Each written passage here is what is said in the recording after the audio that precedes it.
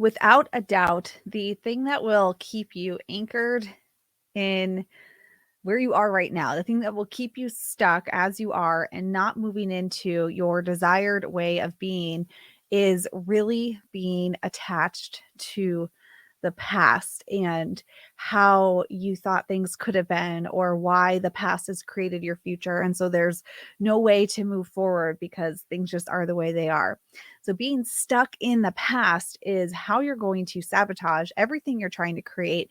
And if you're a person working on sort of raising your energy, calling in something new, manifesting something into your life, being stuck in the past is going to keep you from getting where you want to go. We know that you were born magical. We know that you are intuitive, and we know that you are brimming with everyday enchantment. Here at the Sisters Enchanted, we believe in intention, we believe in intuition, and we believe in everyday magic. Welcome in to the Expedition to Soul podcast. Today, we're going to talk about releasing your past. And as a person whose present looks very, very different than my early adulthood and my childhood, the way I was raised, and even like anybody in my family before me, my life looks entirely different from any frame of reference that you could put my life against now as to what I would have brought in, like ancestrally or societally, how I was raised, just very, very different. So if you are looking to create something in your life that you've not yet experienced, if you are still stuck to the past, even unknowingly, some of these things you might realize, like, oh, yeah, obviously I'm really stuck on that thing. But if you've unknowingly carried your past into your present, it is really challenging to cast an entirely different future. Now, shadow work can help with this. Of course, all of the different tools and things that we teach here at the Sisters Enchanted can help with this releasing of the past to moving forward. Also, therapy, life coaches, we could do coaching here. Therapy is a great tool if you find that you're really in an emotional headspin over the past. Seek out support. That is there to help you. But there are some other things you can do too, and that's what we're going to talk about today. So we make this thing called Stay Magic. It's a free digital magazine. One comes out every season. And in the fall issue, we have a framework to help you release your past. And the reason that this is in our fall issue is because this fall season really is about resetting, practicing gratitude, reflecting. And in doing so, we're ideating, we're dreaming for what is to come, what's next for us as we start a new year. So the fall season is the last few months of the year, as you know. Winter starts around December 21st or so with Yule, the shortest day of the year, the winter solstice. And of course, on our calendar, we celebrate the new year for January 1st. But these last few months of the year is about this reset, this reflection, this dreaming of what we're making space for. Because when we release, we reset, we want to know what we are putting in to the space we just created. Otherwise, we'll just get more of the same. We'll keep getting more of the same. So in this issue of the magazine, we have in there this framework to help you release the past. And that is so you're cutting those ties right now. We can practice gratitude for what we've learned, what came before us, and then make space for what is coming next. And also in releasing the past, we have the opportunity to consider our past from a different angle, to really do that shadow work, or to say like, oh my gosh, that sucked so bad, but here's the learning lesson. And I'm grateful for that experience, or the opportunity to learn that, or the things that were really great about your past. Like maybe you've been working the same job for 15 years and you love the people you work with. It's been a great opportunity, but you're just craving something different. Your soul's being called to something more. I think that when we hear about, like releasing the past or releasing at a full moon or whatever we're releasing, there's this assumption that it's like negative ties. But we can also release and practice gratitude for things that we've loved, but it's just time for something else. It's time to open the door to what's next, to create something new in your life. This, you could even look at like marriage in this same way. So maybe So my husband and we've been married for, I don't know, I guess not that long in the term of marriages, but coming up on 12 years we'll be married. And so, a way to look at this is just releasing maybe who we were when we got married, because now we're totally different people 12 years later, or maybe releasing what we thought our life would look like, maybe doing a formal release of that and really practicing gratitude for all the experiences that have brought us to the point in time in which we're in today. So we don't necessarily need to, be just releasing negative things. Certainly you can release childhood stories, and you can release attachments to the past. Maybe there was a desire of yours and it kind of went sideways in the efforts to bring it in, and you really want to release that attachment to that story, and how it just like lives on repeat for you. So certainly we can release all different kinds of attachments to the past, but we do this again to create space for what's next. So we're consciously releasing so we can consciously create space for what is going to come next for us here in the present and the future. And again, we're doing this with the fall season because just like the trees let go of their leaves so that they can prepare to rest for the spring, that's around the corner. This is all seasonal sort of work. So we're letting everything fall away so that we can make space for the next dream to come through for us, the next steps, the next vision. All right, so let's go through this. And you can find a printed copy of this in the free digital Stay Magic magazine. We'll have it linked up. There's so many good things in there, so you want to grab yours. And when you get it, you'll actually be able to find the back issues too for the last year. So you can explore even more and just go spend a whole Saturday like binging on magical, growthy goodness. So the format in which we're going to go through this today is a format that we teach in our holistic witchery program. It's the 5I framework, and it's our unique framework that we created. It's exclusive to us to sort of change, bring calm instantly in chaos, but it's also a sustainable framework that aligns with the seasons and the moon phases, to help you create expansion in your life. So in terms of releasing the past, the first thing we want to do is ask how you want to feel. We talk about this as being a lunar intention. So how do you want to feel? I intend to feel a certain way. And then we insert these feelings. So some ideas for you, if you're just new to this or you really don't know where to start or it feels very overwhelming. I intend to feel liberated. I intend to feel peaceful. So often when we're attached to the past, it's not a peaceful feeling. Like there might be some hard feelings that kind of play on repeat for us. I intend to feel present. So be present, be here now rather than in the past. I intend to feel hopeful. So those are some ideas for you. Of course, you can pick your own, but as places to start, I intend to feel liberated. I intend to feel peaceful. I intend to feel present. I intend to feel hopeful. Some great places for you to start there. So once you've set your intention and you understand how you want to feel, that's really important so that you aren't sort of perpetuating the feelings that you already have that you're trying to release or move away from, right? And you could also say, I intend to feel grateful. So if this is one of those situations where you've learned a lot from the past and you're just ready for what's next, you're just ready to open a new door, I intend to feel grateful, or I intend to feel complete. I intend to feel done. I intend to feel ready. Those are all other options, I think, if you're just sort of opening a new door and moving on. So after we set our intention, we can take action on the way we want to feel.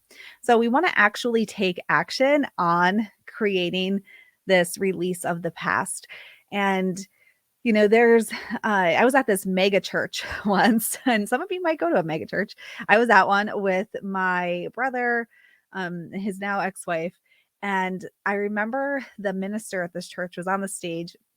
I was there for their baby's christening, and the minister said something like, you can't stand in the middle of the road and tell God that you, I don't know, like want to cross the road or something. Because if you just stand there, you'll get hit by a car. Like you have to actually cross the road. And it's the same with whatever it is that you look to for manifestation, your higher self. Maybe it is a Christian God, maybe it's or the Christian God, maybe it's your source spirit universe, whatever it is that you are speaking to here. We have to take action. We can't just say, "Oh, I want to release the past." Like dunzo. That wouldn't it be awesome though? But we got to take action on it. And so we call this next step our integrate. It's where we're taking the words we say, how we want to feel, and we put them into our energy through action. So here's some ideas for you for actually taking action on releasing the past. Writing a letter to your past self, acknowledging your experiences, and maybe even expressing forgiveness. You could express gratitude for yourself. You could express you could like write memories, even if this is just sort of closing one door to open another, but writing a letter to your past self to kind of close that loop on who you were and who you are now. Practicing mindfulness exercises to help you be present. That's a great way to take action on releasing the past, is really getting mindful about the present. So taking action in terms of like looking around and identifying things in your physical space, using your five senses to call out sensory experiences that are happening for you in the present. So these are all ways to be mindful about where your energy is and what it's focused on, and bringing it back to the present. Creating a list of lessons you've learned from the past is a great way to do this. And then also just identifying past experiences you're ready to release, and then considering symbolic ways to let them go. So maybe writing them down and then burning this list, or burying it under a plant that some seeds that you plant, and then the plant grows into something new, right? If you have earth safe materials, or like you could even write some things on a like leaves and then put them into a river, really considering your environment here, but all different ways to symbolically release. So taking the action of actually putting pen to paper, putting words on something, and releasing it out into the universe. Another thing that's beautiful here is to take a beeswax sheet, and you can write on the beeswax sheet, roll it up, and then light that as a candle and let it kind of burn away that way, and let it all melt down and release in that way. So the actions we're going to take here are really about taking the thoughts and taking them out and putting them into being, or into a physical plane to be released. Another exercise is a cord cutting that you could do. And in a cord cutting, you really sort of just imagine or visualize or think about yourself and cords attached to the thing of the past, and then cutting it. You could, it's interesting to do. We have a visualization for this in one of our programs, but it's interesting to see like what kind of tools, if you're doing like a meditation or a visualization, come out to cut the cord. If it has to be like a big chainsaw or just some scissors, or if you could just like rip it in half yourself, to understand like your deep connection to something, like how thick is it and what do you need to actually cut that cord. So once you've taken action on releasing your past, you want to do a little bit of reflection, and we call this insight. So really asking, where did you meet resistance in letting go of your past? Did you put off making the list? Did you think it was too silly and you just didn't want to do it?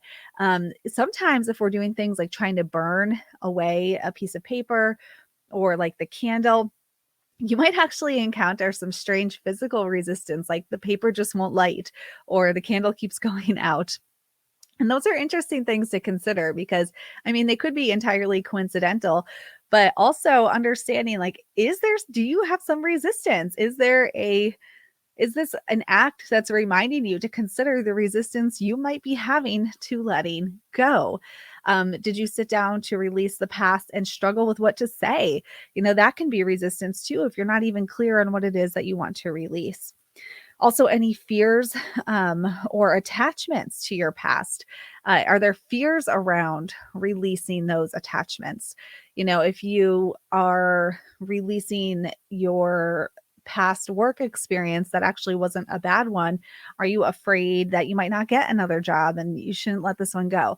If you're releasing your past stories around childhood or things from earlier in your life, what does it mean for you if you don't have that identity anymore? If you no longer identify as a person with a, cruddy childhood, if that's you, like, what does that leave you with? How are you now? How do you call yourself? So we can actually have these underlying fears around releasing the past, because the past is what made us who we are. And if we release it, well, who are we now? And the future is unknown and it's unpredictable. And that leaves us not knowing who we will be, right? So, considering any fears that came up for you doing this, uncomfortable feelings, and also just acknowledging what you're really proud of yourself in this journey. So we do have some more suggestions for you in our Stay Magic digital magazine, and some ideas for even sort of visioning like yourself with the story of Persephone, because Persephone is one way and then is another way, and sort of has to, in that mythological story, come to terms with who she will be, right? As opposed to who she was. The idea of taking photos and sort of making a progression over who you were, and then using collage to cast who you will be. And all of these are beautiful sacred practices that you can create, and even make space with crystals and flowers, or this time of year, like a nature mandala with some acorns and pine cones and fallen leaves, and really just let go to create space and cast the vision of what's to come next for you. So grab your copy of Stay Magic, because you're going to find the ideas and all of this written out for you in there. But releasing the past, it's not just, I think we say it like, oh, you got to let go. Everybody says you got to let go of that. You got to stop dwelling on that. You got to let go. But do we know why? And I think that just this idea of, as Elsa would say, letting it go, let it go. That's all well and good. But if you don't know what it is you're trying to create to help sort of encourage you to stick to letting it go, it's harder to release the past. And that's what we do at the fall. We really think, well, what am I grateful for?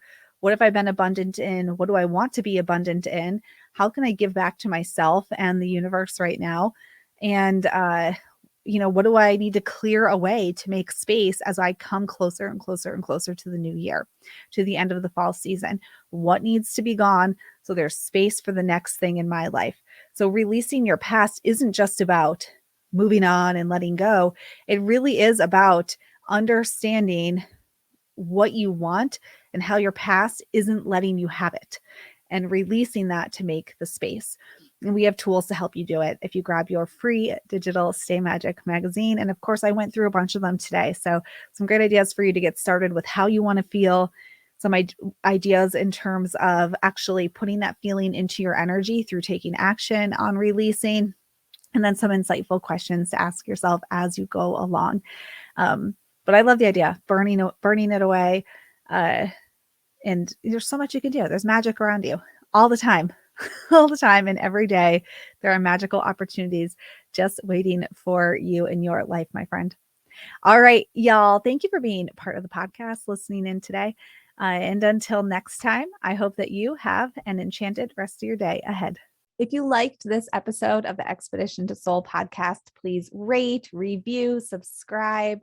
If you're listening on Apple Podcasts, it will really help us spread everyday magic, intention, and intuition to the masses, and helps us so much as a small business. Be sure to hit that subscribe button on your favorite podcasting platform so you never miss an episode. If there's any topics you'd want to hear, anything you want us to dive deeper into, shoot us an email at magic@thesistersenchanted.com. And as always, thank you so much for listening and being part of the community here at the Sisters Enchanted. And we'll see you in the next episode.